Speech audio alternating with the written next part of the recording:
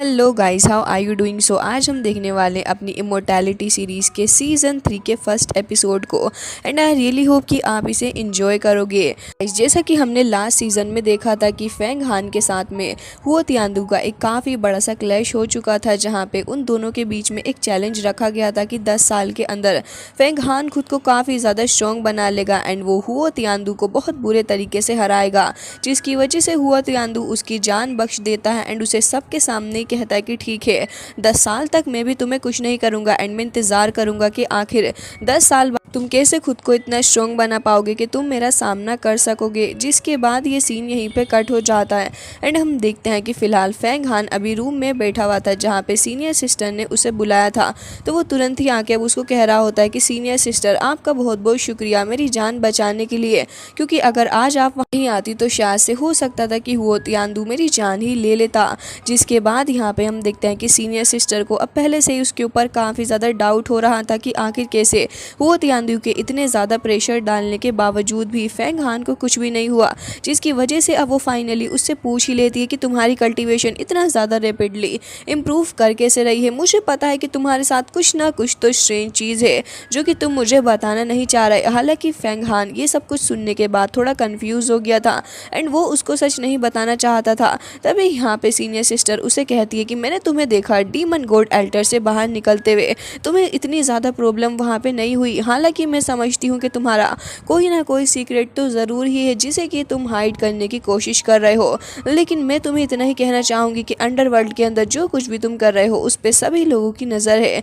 लेकिन यहाँ पे हान फेंग को देखते हैं जो कि कह रहा था कि ऐसा कुछ भी नहीं है। हालांकि सीनियर सिस्टर अब उसके इसी सीक्रेट को समझ चुकी थी, जिसकी वजह से वो कह रही थी कि खैर जो कुछ भी हो, मुझे इन सारी चीज़ों से कोई भी लेना देना नहीं है, ना ही मैं तुमसे कहूँगी कि अपने सीक्रेट के बारे में तुम मुझे बताओ। एंड इसके साथ साथ वो ये भी कहती है कि वो तियानदू के साथ में तुम्हारा जो कुछ भी है, देखो उस सब के लिए मैं तुम्हें यही कहना चाहूँगी कि 10 साल तक भले ही वो तुम्हारी लाइफ को बख्श दे, लेकिन उसके बाद उसकी कल्टीवेशन इतनी ज़्यादा इन्हेंस हो जाएगी कि वो तुम्हें चुटकियों में मसल सकता है। तो अच्छा ही होगा कि तुम अब अपनी कल्टीवेशन के ऊपर ध्यान दे लो, क्योंकि इमोर्टैलिटी की ये जर्नी बहुत ही ज़्यादा मुश्किल होती है एंड अगर तुम इसे आसान समझ रहे हो तो फिर ये तुम्हारे लिए काफ़ी बड़ी प्रॉब्लम लेके आ सकती है। जिसके साथ साथ सीनियर सिस्टर उसे ये भी बताती हैं कि तुम्हें उसे अंडर एस्टिमेट नहीं करना चाहिए। मुझे नहीं पता कि 10 साल के अंदर तुम ऐसा क्या करोगे जिससे कि तुम हुआ तियानदू को आराम से हरा सको, लेकिन मैं तुम्हें यही कहना चाहूँगी कि जो कुछ भी हो तुम बस अब अपनी कल्टीवेशन के ऊपर ही ध्यान दो। फिलहाल तो मैं यहाँ से जा रही हूँ, क्योंकि मुझे नहीं लगता कि यहाँ पर अभी फ़िलहाल मेरा रुकना सही होगा। तुम यहाँ से जा सकते हो एंड मुझे लगता है कि तुम्हें अब अपनी कल्टीवेशन के ऊपर ध्यान देने के लिए और भी ज़्यादा मेहनत करनी होगी। हालांकि सीनियर सिस्टर को बिलीव तो नहीं हो रहा होता कि फेंग हान ऐसा कुछ कर सकता है या फिर वो हुआ तियानदू को हरा सकता है, लेकिन फिर भी वो उसे यही कह रही होती है कि मुझे लगता है कि तुम्हें इमोर्टैलिटी के सीक्रेट रियल्म के अंदर एंटर करना होगा। हालांकि 10 साल के अंदर तुम ये सब कुछ कैसे करोगे, ये सब कुछ मुझे बहुत ज़्यादा अनरीजनेबल लगता है। लेकिन फेंग हान को देखते हैं जो कि कह रहा था कि सीनियर सिस्टर मुझे सब कुछ याद है, ये लोग हमें बुली करते हैं एंड हम बस चुपचाप खड़े होकर सब कुछ देखते रहें। मुझे नहीं लगता कि ये सब कुछ बिल्कुल सही है। हालांकि यहाँ पे हुआ तियानदू ने मेरी काफ़ी ज़्यादा इंसल्ट की है एंड मैं इसका बदला उससे लेके रहूँगा। मुझे पता है कि इमोर्टैलिटी की जर्नी बहुत ज़्यादा मुश्किल है, लेकिन मैंने भी काफ़ी सारे कैटास्ट्रोफ को फेस किया है एंड मुझे पता है कि मुझे इस सारी चीज़ों के साथ में कैसे डील करना है। हालांकि भी मैं इतना ज़्यादा स्ट्रॉन्ग नहीं हूँ, लेकिन मुझे जहाँ तक लगता है कि मैं जल्द से जल्द हुआ तियानदू को हरा दूंगा अपने आप को और भी ज़्यादा स्ट्रॉन्ग बना के, क्योंकि मैं एक बीच रोड पे मरना पसंद करूँगा खुद को बुली करवाने से ज़्यादा। जिसके बाद वो काफ़ी ज़्यादा मोटिवेटेड भी लग रहा था। सीनियर सिस्टर को भी उसी की ये बात काफ़ी ज़्यादा पसंद आती है एंड वो कह रही थी कि तो फिर ठीक है, तुम्हें अपने स्पिरिचुअल पाथ के ऊपर चलने के लिए हेवन के अगेंस्ट जाना होगा, जो कि अपने आप में बहुत बड़ी बात है। उम्मीद है कि तुम इन सारी कैटास्ट्रोफ से डील कर लोगे। हालांकि ये जंग सिर्फ तुम्हारी नहीं है, इसके अंदर डीमन, ह्यूमंस एंड ना जाने क्या क्या इन्वॉल्व है। उम्मीद है कि इन सारी चीज़ों के अंदर तुम अपने लिए एक अपॉर्चुनिटी ढूंढ ही लोगे। जिसके बाद वो कह रही थी कि मैं यहाँ से जा रही हूँ, उम्मीद है कि तुम अब अपना ख्याल रखोगे। जिसके बाद फेंग हान कहता है कि सीनियर सिस्टर आप भी अपना ख्याल रखिएगा। जिसके बाद वो कह रही थी कि मुझे लगता है कि तुम्हें mountain and river ranking battle के अंदर भी पार्ट लेना चाहिए, क्योंकि वो एक काफ़ी इंपॉर्टेंट बैटल है। एंड अगर तुमने उसके अंदर पार्ट लिया तो मुझे उम्मीद है कि तुम एक काफ़ी अच्छा रिवॉर्ड जीत पाओगे, क्योंकि जीतने वाले को एक काफ़ी अच्छा खासा रिवॉर्ड मिलने वाला है, जो कि यिन यांग वंशु पिल है। और अगर तुम इसे हासिल कर लेते हो तो तुम्हें पता ही है कि तुम बहुत ही आसानी के साथ में अपनी ब्रेक थ्रू को कर सकते हो एंड अपने सीक्रेट रियल्म के ऊपर एंड अपनी सुपर नेचुरल पावर को हासिल करने के लिए तुम काफ़ी आसानी से ऐसा कर पाओगे। जिसके साथ ही वो ये भी कह रही थी कि तुम्हें इस रैंकिंग बैटल के अंदर काफ़ी अच्छे से परफॉर्म करना होगा। फिलहाल वो ये भी कह रही थी कि तुम्हें अपनी स्ट्रेंथ के ऊपर भी ध्यान देना है। जिसके बाद फेंग हान कह रहा था कि सीनियर सिस्टर, आपका बहुत बहुत शुक्रिया मुझे इतनी सारी नॉलेज देने के लिए। जिसके साथ ही वो कह रही थी कि ठीक है, अब मैं जा रही हूँ, क्योंकि मुझे पता है कि अब तो मुझे यहाँ से जीदियान पीक की तरफ जाना होगा, क्योंकि वहाँ पे भी काफ़ी सारी मैजिकल पिल हैं। उम्मीद है कि मैं तुमसे बहुत ही जल्दी मिलूंगी। एंड हम देखते हैं कि उसके बाद वो तुरंत ही वहाँ से गायब हो जाती है। जिसके बाद ये सीन कट होता है एंड अब हमें नेक्स्ट डे का सीन दिखाया जाता है, जहाँ पे हम देखते हैं कि सारे के सारे डिसाइबल मेन हॉल में बैठे हुए अपनी प्रैक्टिस को कर रहे होते हैं। एंड यहाँ पे सीनियर उन सभी को बता रही थी कल्टीवेशन के बारे में एंड कह रही थी कि तुम्हें अगर अपनी कल्टीवेशन एक्सट्रीम लेवल पे लेके जाना है तो फिर तुम्हें सारे के सारे ब्रेकिंग थ्रू के मेथड्स को जानना होगा। इसी के साथ वो ये भी बता रही थी कि तुम्हें अपने माइंड को एक ही तरफ रखना है, ना कि उसे डाइवर्ट होने देना है। इसी के साथ वो ये भी कह रही थी कि तुम सभी को अपने माइंड को काफ़ी ज़्यादा कामली एंड अपने हार्ट को भी कामली हैंडल करना होगा। अपने अंदर मौजूद इस साइलेंस को फील करो। तभी फेंग हान को देखते हैं, जो कि फिलहाल अपने इनर वर्ल्ड के अंदर मौजूद होता है, जहाँ ड्रैगन भी था। तभी यहाँ पे फेंग हान कह रहा था कि आखिर ये सब कुछ क्या है। तभी हम देखते हैं कि वो उसे बता रहा था कि तुम्हें हुआंग क्युआन के मेथड्स के बारे में शायद नहीं पता है। फिलहाल मैं तुम्हें बता देता हूँ कि ये यक्षा है, जो कि 5 फ्लाइंग यक्षा होता है। एंड अगर तुम इसका इस्तेमाल करो एंड इसको डिवोर करके तुम अपनी सोल के साथ में मर्ज करोगे तो ये काफ़ी ज़्यादा अच्छा बेनिफिट तुम्हें प्रोवाइड करेगा। जिसके साथ ही वो ये भी कह रहा था कि डीमन पपेट के लिए भी ये काफ़ी अच्छे यूज़ में आ सकता है। तभी यहाँ पे फेंग हान कह रहा था कि अच्छा, तो इसका इस्तेमाल करना कैसा है। तभी ड्रैगन उसे आगे बढ़ते हुए बता रहा था कि अगर तुम इसे एब्जॉर्व कर लोगे तो तुम्हारे लिए काफ़ी सही रहेगा एंड इसके एट्रीब्यूट्स भी तुम्हारे काफ़ी ज़्यादा काम में आने वाले हैं, लेकिन तुम्हें एक क्लोन बना के इसका इस्तेमाल करना होगा। तभी फेंग हान को उसकी बात समझ में आ जाती तो ड्रैगन कह रहा था कि तुम्हें अपनी फिजिकल कल्टीवेशन को आगे बढ़ाने के लिए इसकी ज़रूरत पड़ सकती है।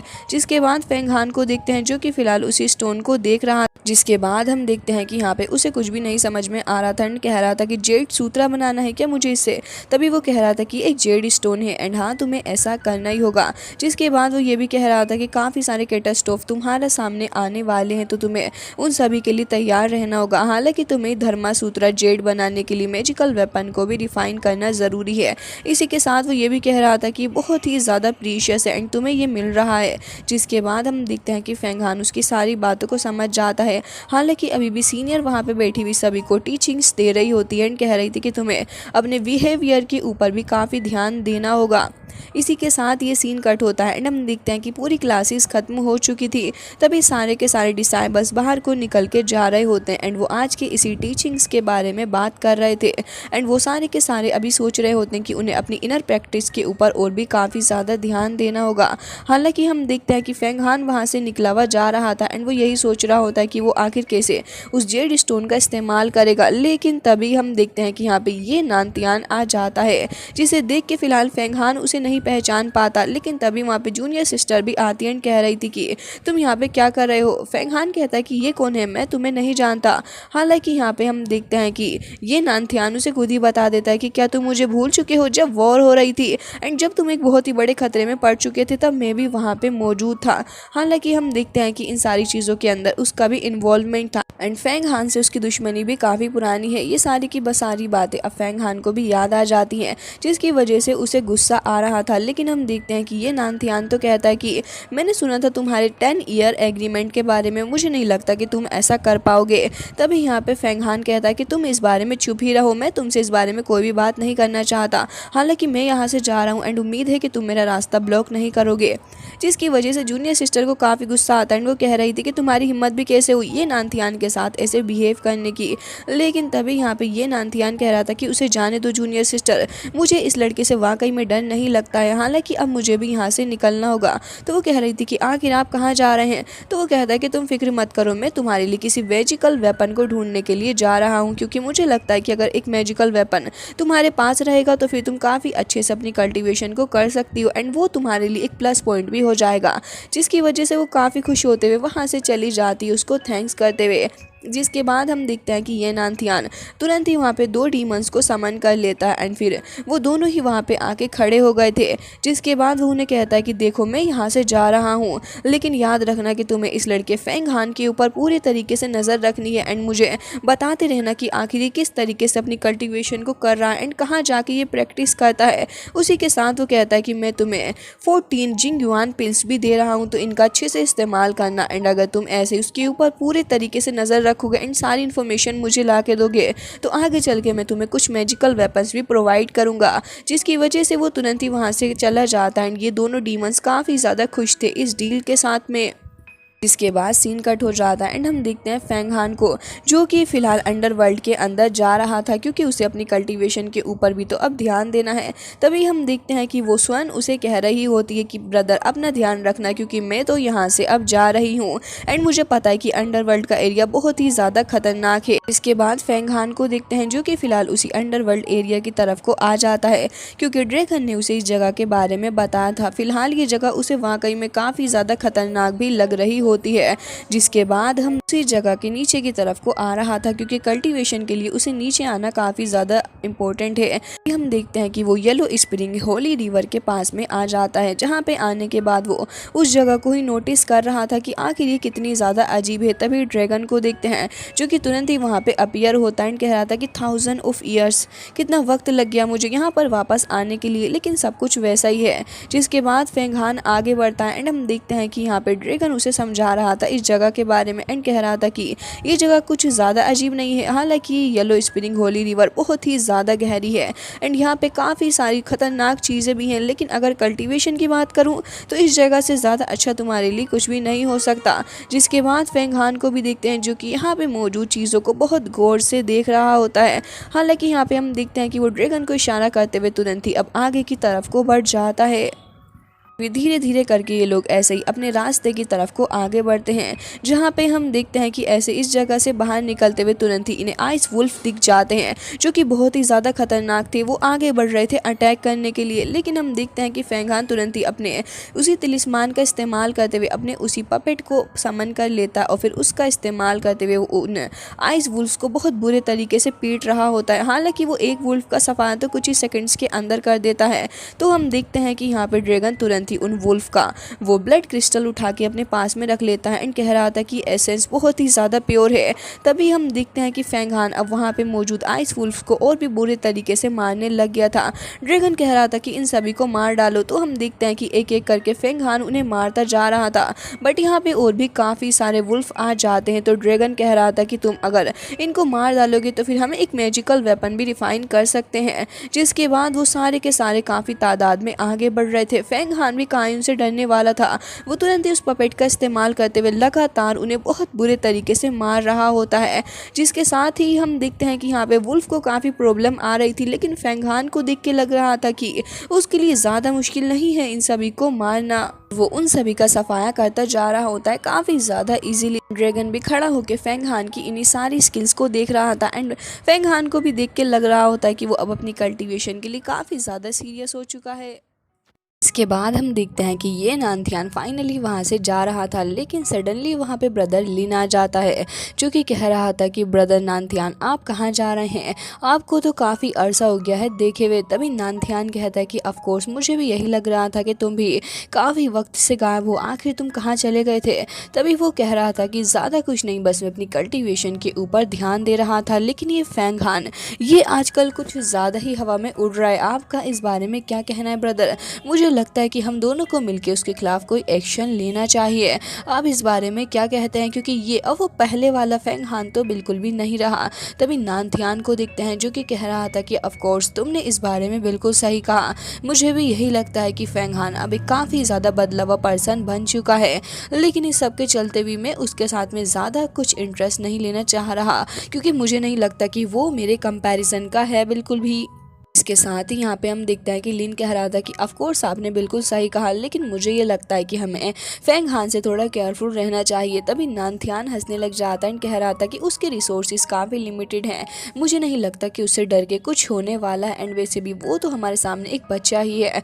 मुझे नहीं लगता कि इन सारी चीज़ों के बारे में सोच के ब्रदर लिन आपको परेशान होना चाहिए, क्योंकि इसके अलावा भी और भी काफ़ी सारी चीज़ें हैं जिनके लिए हमें फ़िक्र करनी होगी। तभी हम देखते हैं कि यहाँ पे लिन कह रहा था कि आप किस बारे में बात कर रहे हैं, मुझे कुछ भी नहीं समझ में आ रहा कि आप पिछली बार की तरह अभी भी उसी बारे में बात कर रहे हैं। तभी नानथियान कहता है कि तुम वाकई में काफ़ी समझदार हो चुके हो, मैं शान रैंकिंग बैटल के बारे में बात कर रहा हूँ, आखिर तुम्हारा इस बारे में क्या सोचना है ब्रदर।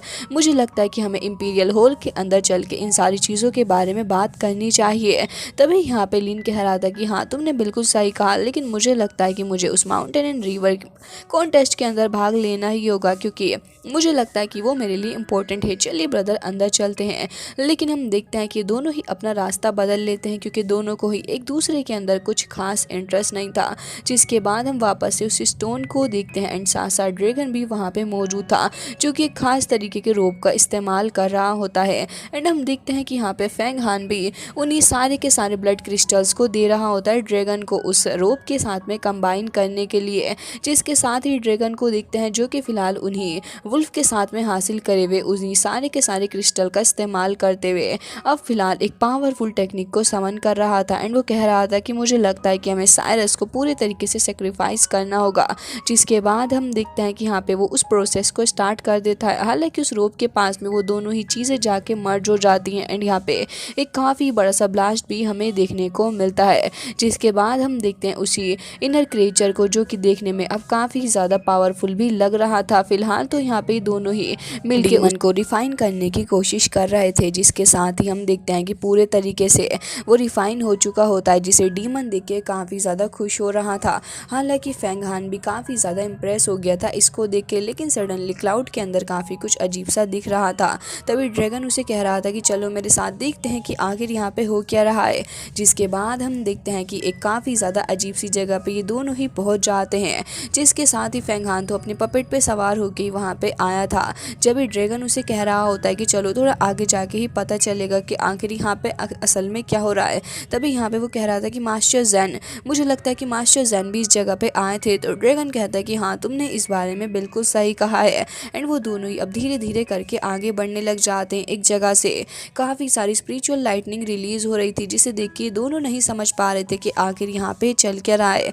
अब थोड़ा आगे देखने के बाद इन्हें फाइनली समझ में आता है। हम देख काफ़ी सारे डीमन एक बच्चे को घेर के खड़े हुए थे एंड वो बच्चा देखने में काफ़ी छोटा सा लग रहा था। वो काफ़ी ज़्यादा डरा हुआ था एंड कह रहा होता कि फादर प्लीज़ आके मुझे सेव करिए, मैं काफ़ी ज़्यादा डर चुका हूँ इन लोगों से। तभी ड्रैगन को देखते हैं जो कि कह रहा ये तो स्टार गेट से मुझे लग रहा है एंड ये डीमंस आखिर यहाँ पे कर क्या रहे हैं इस बच्चे के साथ में। तभी वो कह रहे थे कि आखिर मुझे समझ में नहीं आ रहा। साथ ही साथ हम देखते हैं कि यहाँ पे वो उस बच्चे को बहुत ही बुरे तरीके से टॉर्चर भी कर रहे होते हैं। तभी फेंग हान कह रहा था कि क्या लगता है हमें जाके इस बच्चे की जान बचानी चाहिए या फिर इसे ऐसे यहाँ पे मरने के लिए छोड़ दें। जिसके बाद हम देखते हैं कि यहाँ पे किसी की एंट्री होती है एंड वो एक लड़की थी। फिलहाल तो हमें लगता है कि ये लड़की भी शायद से इसको बचाने के लिए आ रही है, बट ऐसा कुछ नहीं है, बल्कि ये लड़की तो एक डीमन क्रिएचर है जो कि इस बच्चे को टॉर्चर करने के पीछे असली हकदार है। हालांकि वो कह रही थी कि अब मैं इस बच्चे को ऐसे ही जिंदा निकल जाऊंगी, जिसकी वजह से उस बच्चे को देखते हैं जो कि बहुत ही ज़्यादा डर चुका था एंड कह रहा था कि मुझे बचाने के लिए कोई क्यों नहीं आ रहा। हालांकि हम देखते हैं कि अपनी पॉकेट में से वो कुछ स्टोन्स भी फेंक के मारता एंड कह रहा था कि प्लीज़ तुम इन्हें ले लो, लेकिन प्लीज़ मुझे यहाँ से जाने दो। क्या तुम्हें नहीं पता है कि आखिर में एक छोटा सा बच्चा हूँ। हालांकि ड्रैगन यहाँ पे बता रहा था कि ये बच्चा तो जैन मास्टर के से ही बिलोंग करता है एंड ये बाय ही होल से भी है। जब भी हम देखते हैं कि यहाँ पे फेंग हान भी कह रहा था कि आखिर इस लड़की के पास में ये नाइफ क्या कर रही है। तभी वो उसे बताने लग गया था कि ये लड़की शूरा है। शूरा के बारे में तो तुम्हें पता ही होगा, इस क्लैन के लोग काफ़ी ही ज़्यादा पावरफुल होते हैं लेकिन एक्सट्रीमली अगली भी। लेकिन ये जो लड़की है ये बहुत ही ज़्यादा अच्छी लग रही है एंड ह्यूमंस की तरह ही चार्मिंग भी है। जिसके साथ ही वो कह रहा था कि देखो इस लड़की के पास में एक ये डिमोनिक नाइफ भी है एंड इसका इस्तेमाल करके ये काफ़ी ज़्यादा पावरफुल लोगों को ऐसे ही मार सकती है। ये एक सीक्रेट मेथड का का इस्तेमाल करते हैं। मुझे लगता है कि हान फेंग तुम्हें अब एक खतरनाक बैटल के लिए तैयार हो जाना चाहिए, क्योंकि अब इन दोनों ने डिसाइड कर लिया था कि ये दोनों ही मिलकर इस बच्चे की जान को बचाने वाले हैं। तभी हम देखते हैं कि यहाँ पे एक अगली सा क्रिएचर आ जाता है उसी लड़की के पास में और उससे कह रहा था कि अब हमें क्या करना है। तो वो लड़की उसे कहती है कि तुम रुक के इस बच्चे को यहीं पे रोको। एंड अब मैं जाके देखती हूँ कि आखिर ये लोग यहाँ पे क्या कर रहे हैं। फेंग हान भी उसी लड़की को देख रहा था, तो हम देखते हैं कि वो तुरंत ही पलट जाती है और उसके बाद काफ़ी ज़्यादा गुस्से से फेंग हान को देख रही थी। लेकिन फेंग हान को तो उसके अंदर कुछ और ही नज़र आ रहा था। वो काफ़ी ज़्यादा हैरान हो गया था एंड कह रहा था कि मुझे बिलीव नहीं हो रहा है। तभी हम उस बच्चे को देखते हैं जो कि काफ़ी ज़्यादा खुश हो गया था एंड वो कह रहा था कि फाइनली मुझे बचाने के लिए कोई यहाँ पे आ चुका है, मेरे डैड ने किसी को भेज दिया। लेकिन हम देखते हैं कि वो लड़की तो तुरंत ही उसके पपेट के ऊपर अटैक कर देती है, जिसकी वजह से वो काफ़ी ज़्यादा दूर जाके गिरता है। तो फिर उसके बाद हम फेंग हान को भी देखते हैं जो कि काफ़ी ज़्यादा अनबैलेंस्ड हो चुका था। तभी वो लड़की एक बार फिर से आ जाती है अटैक करने के लिए एंड हमें देखने को मिलता है कि उसके पास में वो जो शूरा नाइफ है अब वो उसे भी ग्रैब कर लेती है, जिसके साथ ही ये सीन कट हो जाता है। एंड हम देखते हैं मेन होल जहाँ पे मास्टर फेंग बायू मौजूद थे एंड वो माउंटेन एंड रिवर के कॉन्टेस्ट के बारे में भी बता रहे थे। वो कह रहे होते हैं कि हमें अपने आउटर डिसाइबल को भी सिलेक्ट करना होगा, क्योंकि आउटर डिसाइबल के अंदर भी काफ़ी टैलेंट छिपा हुआ है। हालांकि हमें यहाँ पे हम देखते हैं कि हुआ तियांडू भी देखने को मिलता है, जो कि फिलहाल वहाँ पे मास्टर की बातों को काफ़ी ध्यान के साथ में सुन रहा था एंड बाकी सारे लोग भी वहीं पे थे। तो मास्टर कह रहे होते हैं कि जाओ जाके सारे के सारे लोगों को बता दो इस कॉन्टेस्ट के बारे में, क्योंकि मुझे लगता है कि अब हमें जल्द से जल्द इसकी तैयारी करनी होगी। जिसके बाद हम देखते हैं कि वो सारे के सारे लोग तुरंत ही वहाँ से निकल जाते हैं मास्टर के आदेश को मानते हुए। तभी मास्टर फेंग बायू को देखते हैं जो कि किसी चीज़ के बारे में सोच रहे थे। जिसके बाद ये सीन कट हो जाता है एंड हम वापस से ही फेंग हान को देखते हैं जो कि फिलहाल अब उस डिमोनिक गर्ल के साथ में फाइट कर रहा होता है। हालांकि वो लड़की बहुत ही ज़्यादा स्ट्रॉन्ग थी एंड फेंग हान को भी वाकई में प्रॉब्लम आ रही थी उसके साथ डील करने के लिए। लेकिन तभी वो लड़की गुस्सा हो गई थी एंड कह रही थी कि तुम्हारी हिम्मत भी कैसे हुई हमारे एरिया के अंदर आने की। हालांकि फेंग हान उससे अभी काफ़ी ज़्यादा खतरनाक वाली फाइट कर रहा था एंड उस लड़की को देख के भी यही लग रहा होता है कि वो लड़की भी फेंग हान को इतनी आसानी से नहीं छोड़ने वाली। ये दोनों लगातार एक दूसरे के ऊपर सेवरल अटैक्स करते जा रहे होते हैं। हालांकि फेंग हान को अभी भी उसकी लवर ही नज़र आ रही थी। जिसके साथ साथ हम देखते हैं कि यहाँ पे ड्रैगन भी उस प्रोसेस को कर रहे होते हैं एंड वो कह रहे थे कि तुम बस ऐसे इस प्रोसेस को करते रहो, मैं तब तक उस मैजिकल सोर्ड पपेट को ट्रेन कर रहा हूँ एंड जैसे ही वो रेडी हो जाएगा हमें ज़्यादा प्रॉब्लम नहीं आएगी। जिसके बाद हम फेंग हान को देखते हैं जो कि उस लड़की से फाइट करते हुए काफ़ी ज़्यादा बुरे तरीके से इंजर्ड हो गया था। लेकिन इसी बीच उसने उस लड़की के ऊपर भी अटैक कर दिया था, जिसके बाद उस डीमन गर्ल को गुस्सा आ जाता है एंड दोनों ही एक दूसरे के ऊपर अटैक्स करते जाते हैं। इसके साथ ही हम ये नानथियान के भेजे हुए उन्हीं आदमियों को देखते हैं जो कि कह रहे थे कि इस लड़के के साथ कुछ तो मसला है, ये इतना ज़्यादा स्ट्रॉन्ग देखने में लगता तो नहीं है। तभी वो दूसरा वाला बंदा कहता है कि हाँ तुमने बिल्कुल सही कहा, क्या ये हमसे कुछ छिपाने की कोशिश कर रहा है, क्योंकि अगर इसकी पावर इतनी कम होती तो भला ही इतनी ज़्यादा खतरनाक लड़की के साथ में डील करने की कोशिश करता ही क्यों। जिसके बाद हम वापस से देखते हैं कि फेंग हान के पास में उस डीमन पपेट को उन दोनों ने समन कर लिया था, जिसे देख के यहाँ पे ड्रैगन भी काफ़ी ज़्यादा हैरान था एंड कह रहा था कि ये तो काफ़ी जल्दी हो गया। एंड हम देखते हैं कि यहाँ पे वो डीमन शूरा यक्षा हेवनली किंग एक काफ़ी ज़्यादा पावरफुल वे में वहाँ पे आ जाता है, जिसे देख के वो लड़की काफ़ी ज़्यादा गुस्सा कर रही थी, क्योंकि वो तो उन्हीं से बिलोंग करता था। जिसे देख के वो कह रही थी कि लड़के अब तो मैं तुम्हें बिल्कुल भी नहीं छोड़ने वाली। एंड हम देखते हैं कि यहाँ पे वो लोग उसी यक्षा पपेट का इस्तेमाल करने लग गए थे। लेकिन उस लड़की को इतना ज़्यादा गुस्सा आ रहा होता एंड वो कह रही तुमने ये अच्छा नहीं किया, तुमने इसको स्टोल कर लिया हमसे। जिसके बाद हम देखते हैं कि फेंग हान की बॉडी तो अब बहुत ज़्यादा स्ट्रॉन्ग हो चुकी होती है एंड अब वो इस डीमन गर्ल के साथ में आराम से फाइट कर सकता था। तभी वो कह रही थी कि तुमने हमारे डीमन एंसिस्टर को सेक्रीफाइस कर दिया एंड तुमने इसे एक पपेट के अंदर कन्वर्ट कर लिया है। तभी फेंग हान कह रहा था कि ऑफ कोर्स, तो क्या तुम्हें इस बात से कोई प्रॉब्लम है। तभी वो लड़की कह रही थी कि हाँ प्रॉब्लम ही प्रॉब्लम है। जिसके बाद वो काफ़ी ज़्यादा गुस्से से आगे बढ़ रही होती है। अब फेंग हान भी काफ़ी ज़्यादा स्ट्रॉन्ग हो चुका था इस पपेट के थ्रू, जिसकी वजह से हम देखते हैं कि वो अपने सोर्ड पपेट का भी इस्तेमाल करता है एंड दोनों ही तरफ से वो दोनों पपेट अटैक कर रहे थे। लेकिन वो लड़की फेंग हान को काफ़ी ज़्यादा दूर फेंक के मारती है, जिसके साथ ही हम देखते हैं कि फेंग हान काफ़ी दूर जाके गिरता है एंड साथ ही वो दोनों डीमंस भी वहाँ पे मौजूद होते हैं, जो कि कह रहे थे कि ये लड़का तो वाकई में काफ़ी ज़्यादा खतरनाक निकला। हालांकि इसे देख के ये नहीं लगता कि अपने अंदर इतनी सारी पावर को गैदर करता होगा। जिसके साथ ही वो दोनों वापस से उसके ऊपर फोकस करने लग गए थे। अब वो डीमन गर्ल एक बार फिर से अटैक करती है फेंगहान के ऊपर। तभी हम देखते हैं कि यहाँ पे ड्रैगन उसको काफ़ी सारी लाइटनिंग पावर देता है, जिसे कंबाइन करके अब वो उस डीमन गर्ल के ऊपर अटैक कर देता है। साथ ही बाद में हम उस बच्चे को भी देखते हैं जिसके ऊपर वो क्रिएचर नज़र बनाए हुए थे, लेकिन वो बच्चा भी इतना ज़्यादा नहीं डर रहा था, उसके अंदर भी काफ़ी हिम्मत आ चुकी होती है, जिसकी वजह से वो कह रहा था कि मैं तुम लोगों को आराम से मार सकता हूँ, तुमने मेरे साथ बहुत ज़्यादा बुरा किया है, जिसकी वजह से वो उन्हें अगली भी बोल रहा होता है। हालांकि ये बात सुनने के बाद उन क्रिएचर्स को काफ़ी गुस्सा आता है, वो आगे बढ़ रहे होते हैं अटैक करने के लिए, लेकिन तभी उस बच्चे को देखते हैं जो कि उसी मैजिकल बॉल के अंदर मौजूद था, एंड अब वो कह रहा होता है कि मैं तुम्हें नहीं छोड़ूंगा। जिसके साथ ही हम देखते हैं कि यहाँ पे फेंगहान भी अपने उसी मैजिकल नाइफ का इस्तेमाल करता है और अब उस लड़की के ऊपर अटैक भी कर देता है, जिसकी वजह से हम देखते हैं कि लड़की के मुंह से ब्लड आने लग गया था और उसकी हालत काफ़ी ज़्यादा ख़राब हो जाती है। हालांकि अब वो समझ चुकी थी कि अब वो उसके साथ में डील नहीं कर पाएगी, क्योंकि काफ़ी ज़्यादा इंजर्ड जो हो चुकी है, लेकिन हम देखते हैं कि वो अपने डीमन पपेट का इस्तेमाल कर रहा होता है, ड्रैगन भी उसकी हेल्प कर रहा था,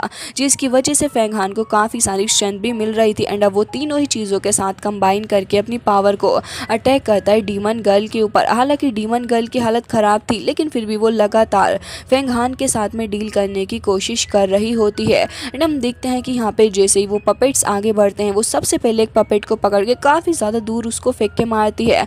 हालांकि अब फेंगहान भी बीच में आ गया था, तो वो फेंगहान को भी मार रही होती है, एंड दूसरी तरफ से वो पपेट भी था जो कि डील करने की कोशिश कर रहा था लड़की के साथ में, जिसके साथ ही हम देखते हैं कि यहाँ पे वो अजीब से क्रिएचर्स भी आ चुके होते हैं। फेंगहान इन सारी चीज़ों के साथ में डील करते करते काफ़ी ज़्यादा उलझ चुका होता है, एंड वो लगातार उन सभी को मारने की भी पूरी कोशिश कर रहा था, लेकिन उस डीमन गर्ल का ईगो काफ़ी ज़्यादा हर्ट हो चुका था, क्योंकि पहले उसके एंसिस्टर के साथ इतना बुरा जो कर दिया है फेंगहान ने, जिसकी वजह से अब वो इतनी ज़्यादा भड़क चुकी होती है कि अब वो अपनी डिमोनिक पावर का इस्तेमाल करती है, एंड अपने उन अगली से क्रिएचर्स को भी बुला रही होती है उसके साथ में उसकी पावर को और भी ज़्यादा स्ट्रेंथन करने के लिए। लेकिन तभी उस बच्चे को देखते हैं जो कि कह रहा था कि अब तो मैं तुम्हें यहाँ से नहीं जाने दूंगा, एंड उसके बाद हम देखते हैं कि वो तुरंत ही अपनी पावर का इस्तेमाल करते हुए किसी बैंगल को समन करता है, एंड हम देखते हैं कि वो बैंगल काफ़ी ज़्यादा स्पीड के साथ में आगे बढ़ रहा था, एंड उन क्रिएचर्स को एक अटैक में ही मार दिया, जिसके साथ ही हम देखते हैं कि यहाँ पे अब फेंगहान को भी काफ़ी ज़्यादा गुस्सा आ चुका था, एंड वो भी अब उस लड़की को मारने की कोशिश कर रहा था। तभी ड्रैगन उसे कह रहा था कि फेंगहान अपने वेपन का इस्तेमाल करो। तभी फेंगहान को देखते हैं जो कि फिलहाल अपनी नाइफ के ऊपर काफ़ी सारी पावर को जमा कर रहा था, एंड फिर तुरंत ही उसे डायरेक्ट कर देता है डीमन गर्ल की तरफ को। डीमन गर्ल उस नाइफ को देख के समझ चुकी थी कि उसका अंतिम समय अब काफ़ी ज़्यादा करीब है, जिसकी वजह से वो भागने की कोशिश कर रही थी। हालांकि वो नीचे ही गिर जाती है। तभी हम देखते हैं कि यहाँ पे फेंगहान आ जाता है, फिर वो तुरंत ही अपनी उसी नाइफ को लेके उसकी नेक के पास में पॉइंट करने लग गया था, लेकिन यहाँ पे ये लड़की काफ़ी ज़्यादा इनोसेंट सा फेस बनाने लगती है, एंड हम फेंगहान को भी देखते हैं जो कि सडनली वहाँ पे रुक चुका था, एंड वो उसके ऊपर अटैक भी नहीं कर रहा होता है। जिसके बाद फेंगहान फाइनली जाके अब अपनी नाइफ को उस लड़की के नेक पे रख के उसे ऑलमोस्ट ख़त्म करने ही वाला था, लेकिन उसके हाथ भी लड़खड़ा रहे होते एंड वो ऐसा नहीं कर पा रहा होता।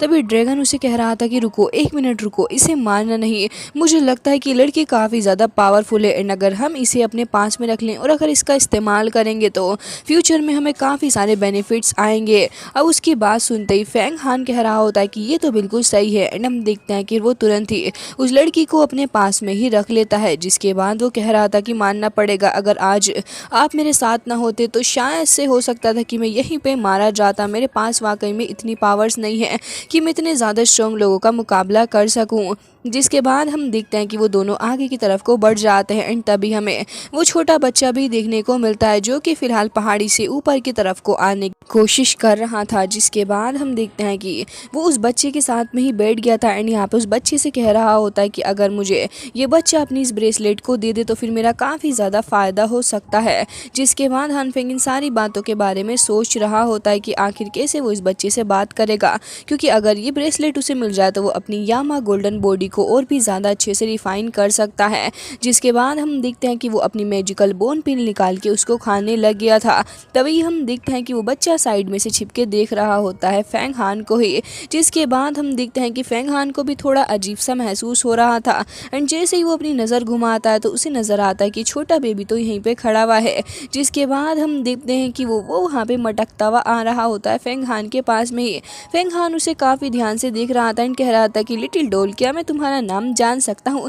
तभी वो कहता है कि तुम मुझे नेब्यूला बुला सकते हो। जिसके बाद हान फेंग कह रहा था कि अच्छा तो तुम्हारा नाम ये है। एंड हम देखते हैं कि वो तुरंत ही उसको एक पिल भी दे देता है। अब वो छोटू सा बच्चा तुरंत ही उस पिल को खा लेता है, जिसे काफ़ी ज़्यादा डिलीशियस भी लग रही थी वो पिल। एंड उसके बाद तो उसे कुछ अजीब सा ही होने लग जाता है, वो तो बेहोश होने लग रहा था, बल्कि कह रहा होता है कि कितनी ज़्यादा डिलीशियस है। एंड तभी ज़मीन पर लेट के कह रहा था कि ये तो बहुत ही ज़्यादा टेस्टी लग रही है, मुझे ऐसा लग रहा है कि मैंने ड्रिंक कर ली है। ये तो उससे भी ज़्यादा खतरनाक है जो ड्रिंक मैंने चिपके से पी ली थी अपनी मदर को बिना बताए। जिसके बाद हम देखते हैं कि वो अपने बैग के अंदर से कुछ काफ़ी सारी पावरफुल से बनी हुई एक कैंडी को खा रहा होता है, जिसे देख के तो ड्रैगन भी हैरान हो गया था। एंड वो कह रहा था कि क्या ये बच्चा इतना ज़्यादा पावरफुल है कि इसके पास में ये बिलाओ दान का एलिक्सर भी है, बल्कि ये तो काफ़ी ज़्यादा पावरफुल निकला। मुझे नहीं पता था कि ये लड़का इतना ज़्यादा एक्स्ट्रा ऑर्डिनरी होगा।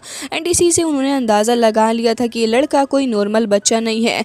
जिसके बाद फैंग भी उससे पूछ रहा था कि मुझे ये बताओ कि आखिर तुम्हारा नाम क्या एंड तुम्हारे पेरेंट्स का नाम क्या है। जिसके बाद वो पिल का भी लालच दे रहा होता है। तभी हम देखते हैं कि यहाँ पे वो बेबी काफ़ी ज़्यादा खुश होते हुए आगे आके पिल को उठाने लग रहा था। फेंग हान तुरंत ही उसको रोकता एंड कह रहा था कि पहले मुझे ये बताओ कि आगे तुम्हारे पेरेंट्स कहाँ पर हैं। जिसके बाद यहाँ पे वो कह रहा था कि अच्छा तो इसका मतलब तुम वो जर्नल नहीं हो जिसे मेरे फादर ने भेजा है मेरी जान बचाने के लिए। जिसके साथ साथ वो ये भी कहता है कि मुझे मेरे फादर का नाम नहीं पता, लेकिन मैंने दूसरे लोगों को कहते हुए सुना है कि वो मेरे फादर को स्टार लॉर्ड कह के एड्रेस करते हैं। जिसके साथ वो ये भी बता रहा था कि मेरे फादर बहुत ही ज़्यादा पावरफुल पर्सनैलिटीज़ हैं, बड़े बड़े लोग उनसे मिलने आते हैं। ये सुनते ही फेंग हान समझ चुका था कि ये लड़का वाकई में एक्स्ट्रा ऑर्डिनरी है। इसी के साथ वो उसकी तरफ को पिल भी बढ़ा देता है। तो हम उस लड़के को देखते हैं जो कि इतना ज़्यादा चालाक था, वो तुरंत ही उसे अपने बैग में रख लेता है। कह रहा था कि आगे जाके जब मेरा मूड खराब होगा तब मैं वापस से इस पिल को खाऊंगा। एंड हम देखते हैं कि वो रोड की तरफ को आगे बढ़ रहा होता है। तभी ड्रैगन उसे कह रहा था कि तुमने बिल्कुल सही कहा था, ये बच्चा कोई नॉर्मल बच्चा नहीं है, बल्कि अगर इसके साथ रहा जाए तो फिर हमें काफ़ी सारे बेनिफिट्स भी हो सकते हैं। तभी हम देखते हैं फेंग हान को, जो कि फिलहाल अपने मास्टर की बातों को याद कर रहा था। उन्होंने जैसे उसकी चेस्ट के अंदर एक पिल को इंजेक्ट किया, वो उसे बताने लग गए थे कि इसके अंदर काफ़ी सारी पावर है एंड जैसे जैसे पावर तुम्हारे अंदर एब्जॉर्ब होती जाएगी तुम और भी ज़्यादा स्ट्रॉन्ग हो जाओगे। जिसके बाद फेंग हान कह रहा था कि बच्चे क्या तुम मेरी थोड़ी सी हेल्प कर सकते हो। जिसके बाद वो कह रहा था कि ये जो तुम्हारे नेक के अंदर ब्रेसलेट है बहुत ही ज़्यादा प्यारा लग रहा है, क्या मैं इसे देख सकता हूँ। जिसके बाद हम उस बच्ची को देखते हैं जो कि तुरंत ही ब्रेसलेट को निकाल के दे देता है। जिसके बाद फेंग हान कह रहा था कि क्या तुम्हें डर नहीं लग रहा कि मैं इसे लेके जा सकता हूँ तुमसे छीन के। तभी वो बच्चा कह रहा था कि अफसोस ब्रदर, आप एक अच्छे पर्सन है इसलिए मैंने आपको निकाल के दे दी है, लेकिन उसके बावजूद भी ये ब्रेसलेट आप अपनी मर्जी से अपने पास बिल्कुल भी नहीं रख सकते।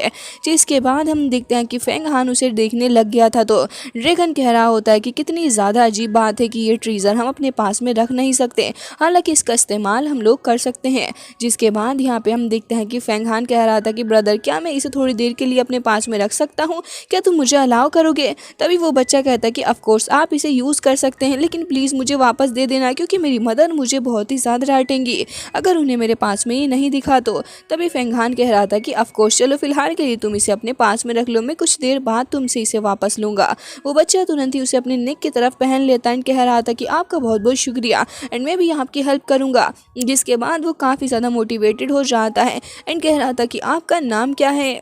इसके बाद फेंग हान उसे अपना नाम भी बताने लग गया था एंड वो बच्चा थोड़ी सोच में पड़ जाता है एंड कह रहा था कि वैसे मैं आपको एक सीक्रेट बताना चाहूँगा कि आप मेरे साथ में चलेंगे। इस जगह पे काफ़ी सारे स्पिरिचुअल स्टोन्स मौजूद हैं, चलिए हम उस ब्रिज के थ्रू होते हुए वहाँ से चलते हैं। एंड हम देखते हैं कि वो मटकते हुए वहाँ से चलने लग जाता है। फेंग हान भी उसके पीछे पीछे ही चला जाता है। जिसके बाद उन दोनों ही बंदों को देखते हैं जो कि कह रहे थे कि मानना पड़ेगा अगर हमने अपने बॉस ये नानथियान को ये न्यूज़ दे दी तो फिर वो कितने ज़्यादा इंप्रेस हो जाएंगे। ऐसा लग रहा है कि इस लड़के का कुछ ना कुछ ताल्लुक ज़रूर से स्टार गेट के साथ में, तभी तो ये छोटू बच्चों के साथ में इतना ज़्यादा खेल रहा है।